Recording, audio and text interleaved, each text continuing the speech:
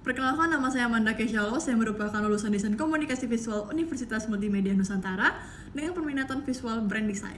Saya terbiasa mengerjakan berbagai proyek yang berkaitan dengan branding, kolateral, ilustrasi, serta berbagai proyek yang selaras dengan pilar DKV seperti kampanye.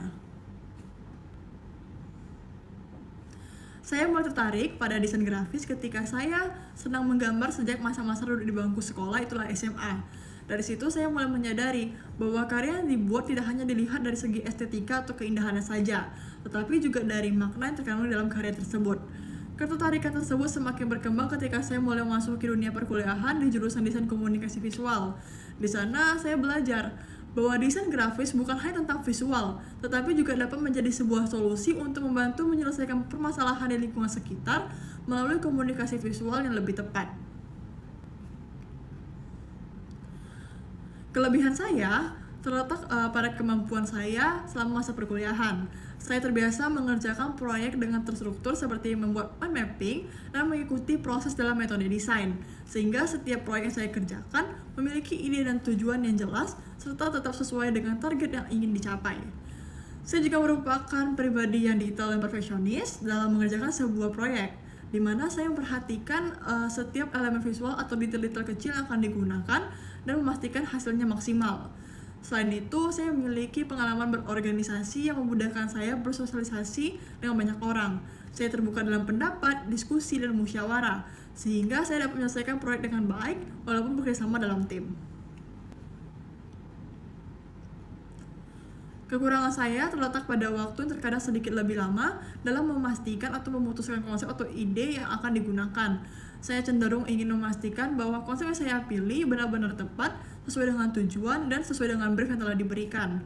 Untuk mengatasinya, saya menerapkan sistem kerja dengan membuat beberapa alternatif konsep di awal, lalu melakukan seleksi berdasarkan tujuan brief dan target audiens. Cara ini membantu saya mempercepat pengambilan keputusan tanpa mengurangi kualitas desain yang akan dihasilkan.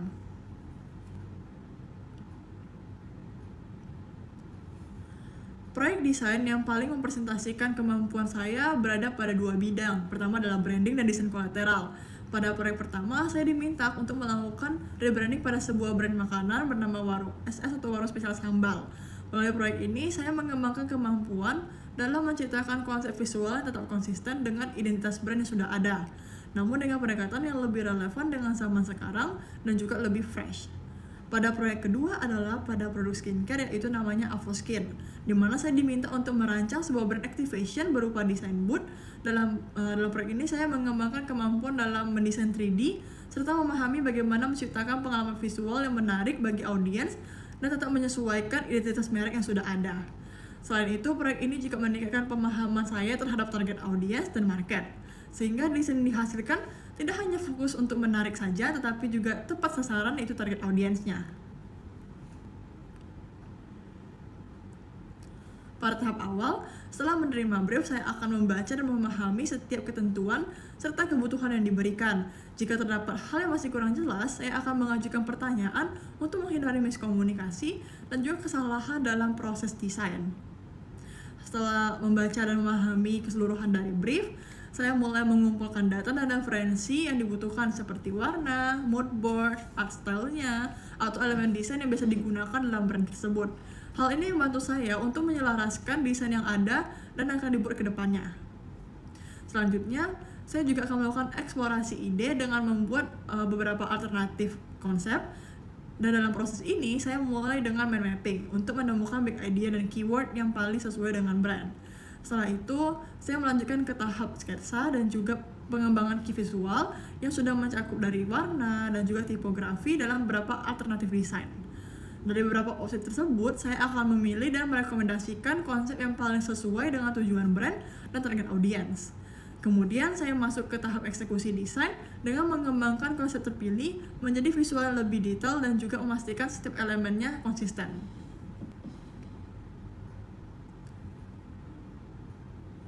Sebagai seorang desainer, saya memang menggunakan AI atau Artificial Intelligence sebagai website untuk mencari referensi dan melakukan brainstorming idea untuk mind mapping. Referensi yang saya dapatkan dari AI tidak langsung saya gunakan, tetapi pasti saya olah kembali menyesuaikan kebutuhan brand, konsep, serta target audiensnya.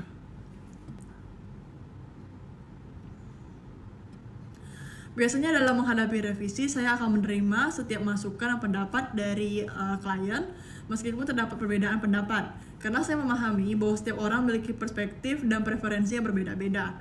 Setelah itu, saya akan menjelaskan atau memberikan saran, kelebihan dan kekurangan dari masing-masing pendapat dari saya ataupun dari klien. Berdasarkan pertimbangan desain, tujuan, konsep, dan target audiensnya. Nah, apabila terdapat perbedaan yang cukup signifikan, saya akan mencoba mencari titik tengahnya, misalnya dengan menggabungkan dua pendapat menjadi satu seperti dua elemen, jadi satu elemen visual. Nah, saya akan mendiskusikan hal tersebut sampai menemukan hasil yang paling sesuai dengan klien. Kemudian,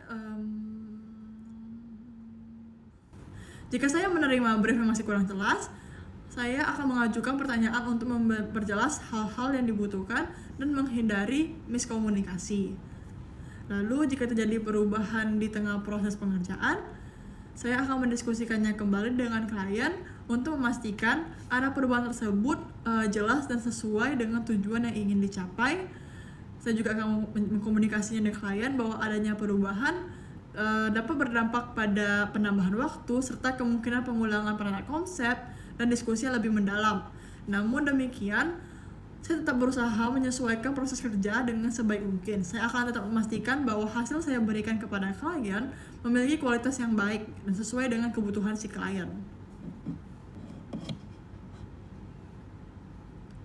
Menurut saya, desainer grafis dalam tim berperan sebagai pihak yang membantu mengembangkan berbagai aspek yang berhubungan dengan kreativitas. Desainer juga bertanggung jawab untuk memastikan bahwa setiap proyek yang dikerjakan tetap konsisten dengan kebutuhan dan arahan dari klien. Selain itu, desainer grafis juga mampu memberikan ide, pendapat, serta solusi yang dapat membantu membangun dan menyampaikan pesan secara efektif melalui sebuah karya visual. Dengan demikian, peran desainer tidak hanya sebatas membuat visual saja, tapi juga memberikan kontribusi melalui ide dan juga pendapat. Terima kasih atas waktu dan kesempatan telah diberikan untuk interview. Saya sangat tertarik dalam posisi ini dan berharap dapat berkontribusi melalui kemampuan serta pengalaman yang saya miliki. Dan saya yakin saya juga akan berkembang dan terus belajar untuk berkembang dalam tim serta memberikan hasil terbaik sesuai dengan kebutuhan perusahaan. Terima kasih.